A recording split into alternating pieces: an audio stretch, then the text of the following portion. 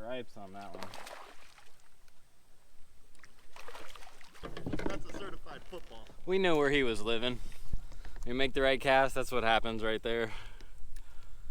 But it's all about the angle sometimes. Today is an angle day.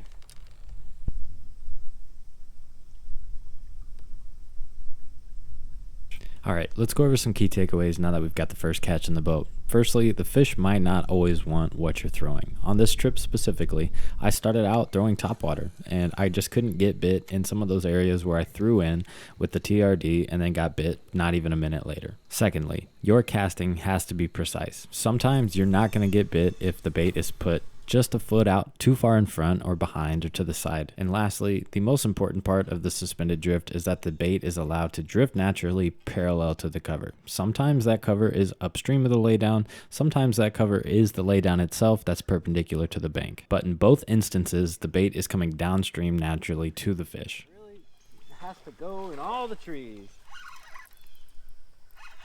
Get out of the tree, dude. Get out of the tree. You're not going anywhere.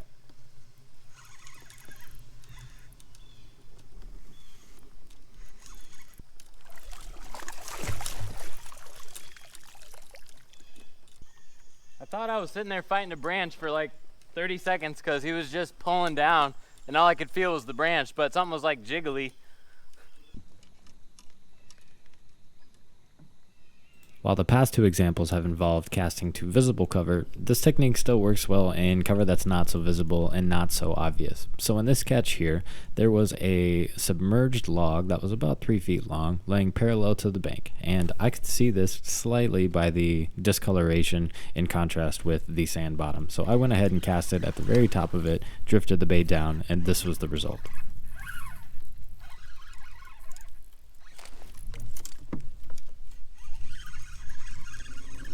Got a good one.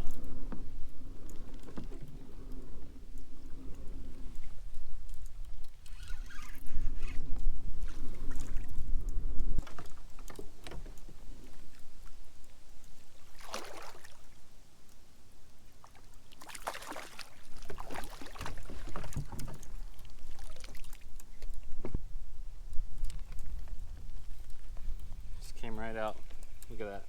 If nothing else, this catch reminds us of an important fact when it comes to river smallmouth fishing, and that is that these fish can hide themselves so well, and just because you can't see them, and just because a piece of cover isn't super obvious, doesn't mean you shouldn't be casting to it. You may have noticed that on the past couple catches, there hasn't been a massive hook set, and this is because the material they use in a Z-Man TRD allows this wire hook to come through so easily. A lot of times you can just reel into them, and they're pegged for good. The color that you see here is Gobi Bryant, and another favorite is the Deal. The specific jig head I use for this is a Shields 1/16 ounce wide gap hook. I'll go ahead and link it in the description below. I do want to point out that this is not the only bait or setup that you can have success with when it comes to the suspended drift. A week or so prior to this, I did this same float with a friend and unfortunately forgot my camera gear, but found a lot of success with a jerkbait out in front of these laydowns.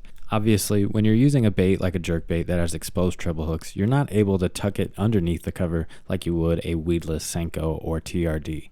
But the jerkbait does have an advantage in that it does have action that can pull fish out from underneath the laydown. So if you cast to that V, tight to cover, and dance it out in front while letting it pause and drift downstream, you're going to find those fish that are willing to come out to play. Now, even though I did start out throwing topwater in the morning and eventually kind of abandoned it, I picked it back up throughout the day, hoping that I could pick up some more aggressive fish as the sun got higher. But as I was throwing it, I was letting what I was finding out with the suspended drift influence how I retrieved that topwater bait.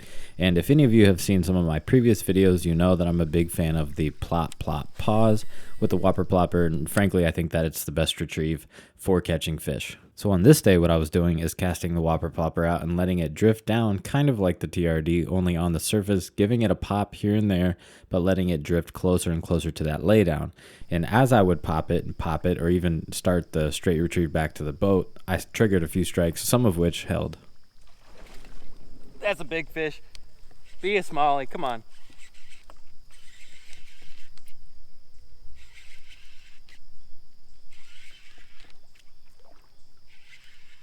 I think it is. Oh yeah, that's a pig.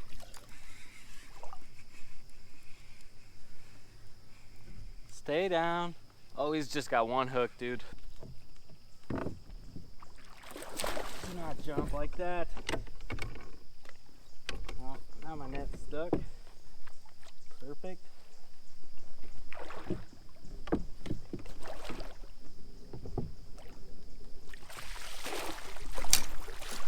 That's a giant.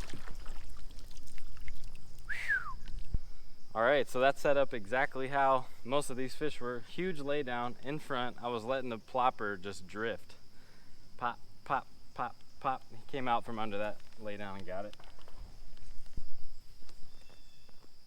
Nice look at that one. I think he'll go 19.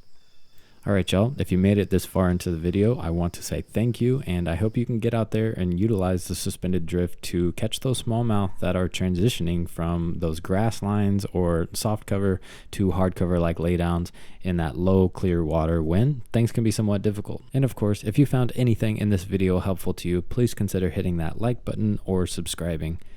But if you don't want to, that's all good, because I'm going fishing anyway. See y'all next time.